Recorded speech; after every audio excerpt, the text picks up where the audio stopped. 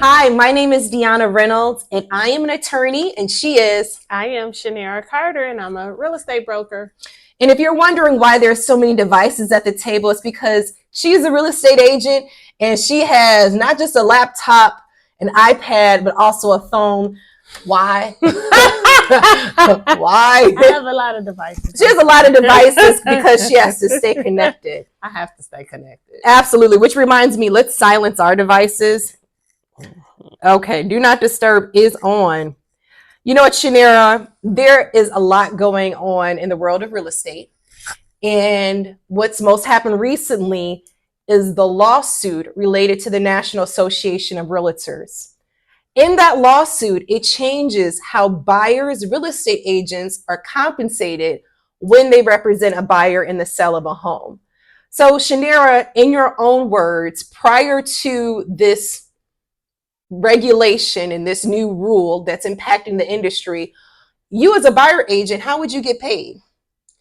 So, previously, and still now, some agents are making changes, but previously it would be in our MLS system. Mm-hmm. You would know how much your compensation was before you even showed the property. And so that's how we knew what we were getting paid. An average here in Chicago for a buyer's agent, I would say, is roughly around 2.5%. But who would pay that? So the seller. The seller. The seller. And it would be already predetermined how much the buyer's agent would receive before they even show that property. So if you were representing a buyer, your introduction with the buyer could be, hi, my name is Shanera Carter. I'm going to represent you and you don't have to pay me. Or how would that go? And that's how it went for me. So I must say I am one of the agents that probably was not positioning that conversation correctly in the beginning. Because I would say the wonderful thing is the seller pays my fees. You don't have to pay me. And that is exactly how I did communicate how I'm paid. And that's very common because if you were a buyer, you were really excited to be like, wow, I get a real estate agent and it doesn't even come out of my money. It comes out of the seller's money. Absolutely. Now the lawsuit has changed that, meaning the seller is no longer have to pay the buyer. Or traditionally what it was is that the seller would pay the seller's agent and the seller's agent would use part of that money and give it to the buyer's agent. Absolutely. For reasons being, as you can guess, the sellers weren't very happy when they truly began to understand that that money was being split with their agent and the buyer's agent. Sellers were like, why are we doing this? And they sued. Also, some buyers felt like it was a conflict of interest. When they find out that really they're getting paid from the seller's side, they felt like the buyer's agent probably wasn't working in their best interest. So with the change of the lawsuit now, it's very clear that sellers do not have to pay a buyer's agent. And I say do not because the seller still has the option of making that something that could be shared with the buyer's agent. But the understanding is that sellers should not be coerced to do that. So what does that mean for you as a buyer's agent? If most of your clients are buyer's agents, your whole pitch with them changes. Obviously, well, let me ask this question. Shanera, do you work for free? I do not. Okay. We believe in giving back and volunteering. Praise God. We want to help the world. I do. But I really do. This is a profession.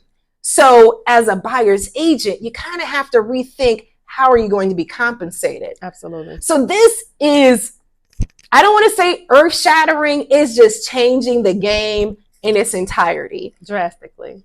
Historically speaking, and correct me if I'm wrong, I'm just the attorney and I work with a lot of agents and Shanera is happens to be one of them, but one of the best. That's why I'm sitting right next to her. A lot of agents start off being buyer's agents. Absolutely. Meaning that's how you get your foothold. So if you're a real estate agent, 9 chances out of 10, one of your first deals was probably representing a buyer. And it was an easy sale for you. Like, no worries. I'm going to show you these houses. I'm going to get paid from the seller. The whole dynamic is now changed. So, let's just sit here and wallow in the, oh my God, what are we going to do? Let's just wallow here for a minute. And I promise we're going to come back out. We're coming out. We're going to come out. So let's just wallow. So what does that mean? I am now a real estate agent and I want to get paid. I'm going to say something and you correct me. Some buyers really just have just enough money. And sometimes they don't have that. Exactly. They counted every penny. They robbing from Peter to pay Paul. They taking money from here to there because, we want the dream of home ownership. Yep. And it's really nice for them to be of the impression that, a lot of expenses are going to get written off. So this may be deterring for buyers. Now, here's the thing. A lot of first-time home buyers didn't even really understand how realtors were paid in the beginning, period. So this may not be earth-shattering for them per se. It just changes your position as a real estate agent. It's making you kind of have hard conversations up front. So this is probably the wrong way to do it. Okay. Again, I'm an attorney. I'm not a real estate agent, but I'm pretending to be a bad real estate agent. Hey, you want to see these houses? I don't do this for free. And if they ain't paying, I'm going to need you to pay me. I don't think that's a good approach. Not a good approach. Because the reality is, if a buyer hears those words, they're really going to dismiss your role as a real estate agent. They're going to say, well, I didn't understand what a real estate agent was for. No ways. I got this Zillow.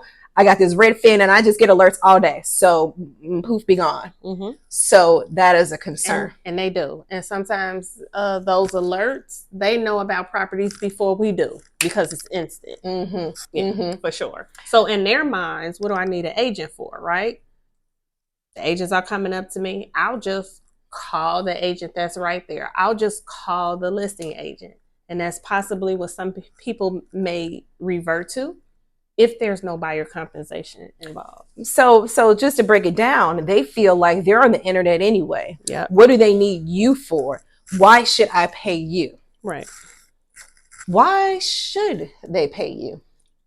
Why should they pay me? I have plenty of thoughts as an attorney because I know the vital role a real estate agent plays, but why should they pay you? So there's so many factors. You definitely want someone on your side working for your best interests, right? So there's something called dual agency. And I have closed several deals with a dual agency perspective, meaning that I am representing the seller and the buyer. You just want to make sure that agent has true integrity because it's kind of hard to work in the seller's best interest and the agent's best interest at the same time. So let's be clear that if a listing agent is the agent for that property and she signed her paperwork with the seller, her best interest is for her seller, his seller, that agent's seller. Will they represent you as well? Absolutely. But you want someone who's going to look out for you and protect your best interests. Period. So let's talk from the perspective of a home buyer, especially a first-time home buyer. You don't know what you don't know. You don't know what you don't know. And I wish people would read about the process, but the reality is we're busy and we want to hire a professional to help us. Yes. So let's pretend you're going to court, right? And you're trying to get a judgment in your favor. Are you going to trust the other side's attorney to represent both of you? Now, there's a time and place for that. No, you probably want your own attorney. Right. And a real estate agent is not an attorney, but they're your advocate when it comes to negotiations, submitting the contract, entering and exiting the property, yes, and giving you the insight you need when it comes to a home purchase. Absolutely. Now, there's other people that you're going to come across. You're going to have a real estate agent that makes everything legal. There'll be a title company that finalizes the paperwork. You'll have a lender who will help you get the money. You'll have a property inspector that looks at the property. But you need a ride or die who saw all those houses with you. Everyone else I previously named is really concentrated on that one property and really can't appreciate the historical context of where you're coming from. So for instance, if Shanara was my real estate agent and we're at house number 5, she's going to understand why house number 5 works for me because I know she knows everything else that was out there. Absolutely. She can help contextualize why this may or may not be a good deal for me. A real estate agent is going to bring, I don't want to make you all be their counselor, but we are. I've seen I'm it. Sorry, we're counselors. We We take on so many roles. That's why she got so many devices. We take on so many roles, and you just want, at the end of the day, you want someone who was there, like she said, to advocate and protect you. Period. That's going to fight with you. That's going to go to bat for you. You want someone protecting you like they're protecting their own family member, their own friend, like to have your best interests at heart. Period. That's it. You just want somebody that's going to have your best interests at heart and not their own. It's not about the agent's agenda. It's not about the seller's agenda. It's about what is best for you as the buyer.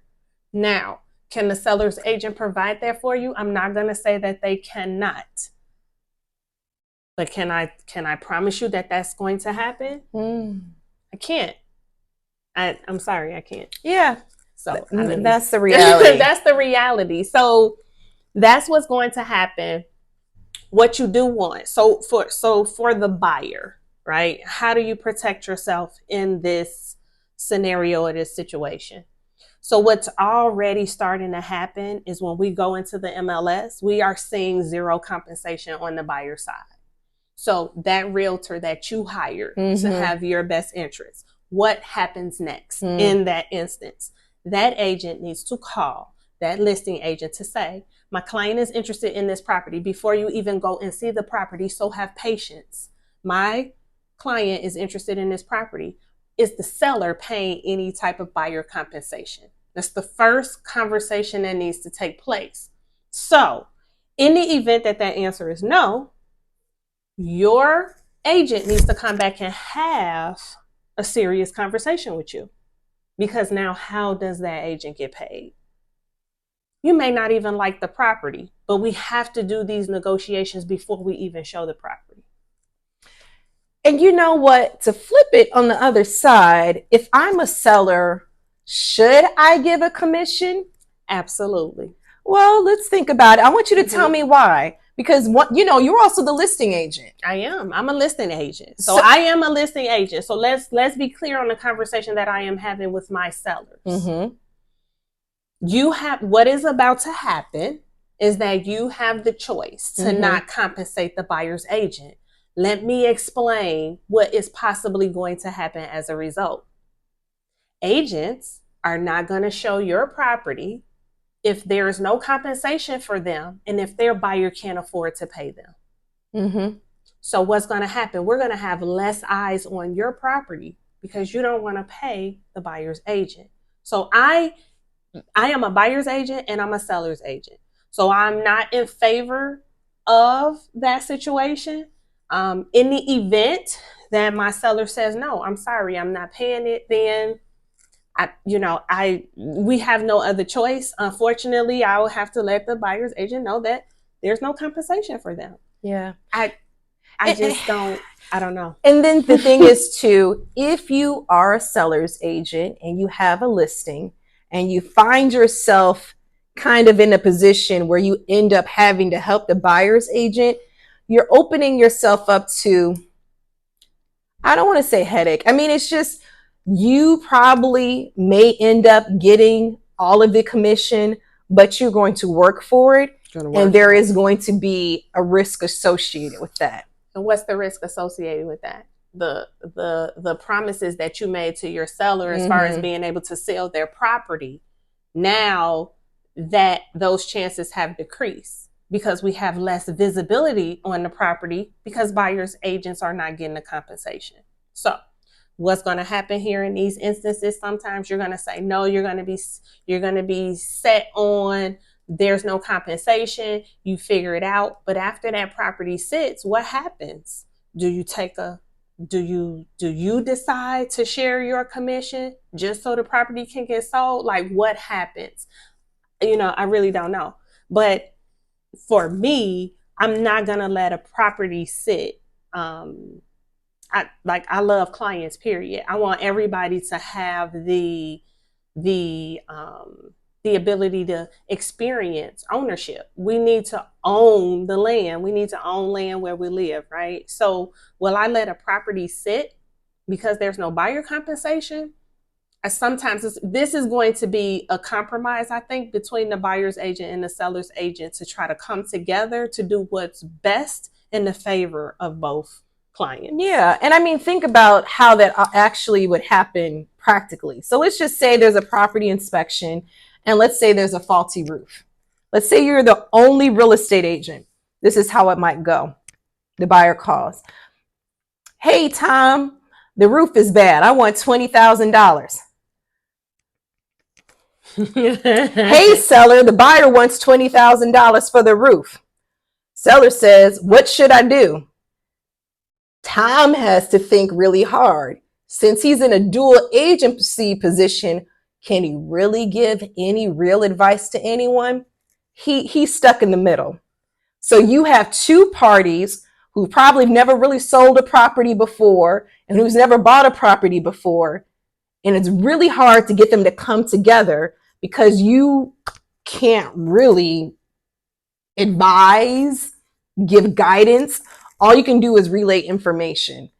And somebody may get frustrated because after a while, they're like, well, what's the point of the real estate agent? What did you do? So that's another thing that might come up. And, you know, for liability reasons, you got to be very careful. Very careful. In terms of, you know, over-promising, overselling, giving one set of information to the buyer and then changing it for the seller's side. So it kind of puts you in a tight position. So we've already talked about, oh my gosh, what we're going to do. It's going to be okay for the buyer's agents. It's going to be okay. The reason being is because every industry has its changes. Absolutely. And there is going to be a level of adjustment, a level of trying to figure out how to do it.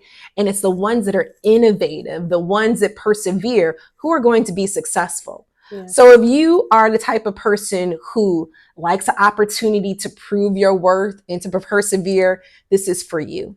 If you tend to shy away, I would encourage you not to be worried, you know, to see it as a challenge to take on, because it is going to be different and it is going to be new. And you are going to have to come up with new scripts in terms of how to talking to people, because these scripts are going to be very important, because one of the biggest things is going to be transparency. Regardless if you're the seller's agent, you're working with the seller, you're working with the buyer. So, you know, we started off with, you know, maybe Shanair at the beginning, you were telling the buyer, hey, don't worry, you don't pay me.